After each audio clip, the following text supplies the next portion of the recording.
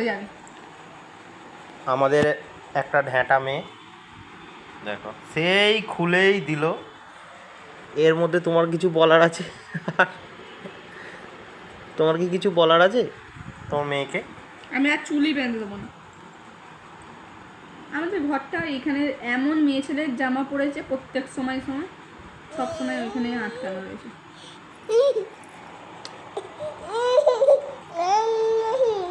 না না, তুই কথা বলবি না আমাদের কারোর সাথে। দেখিস কিসের জন্য কাঁদছে বল। ও ঘুম পেয়ে গেছে। এবার সকলে ভাবে আমি বকেছি।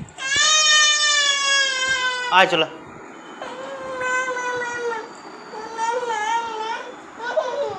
আয় আয় আয়, যাবো যাবো, আয় এদিকে আয়, এদিকে মানো, এদিকে এসো।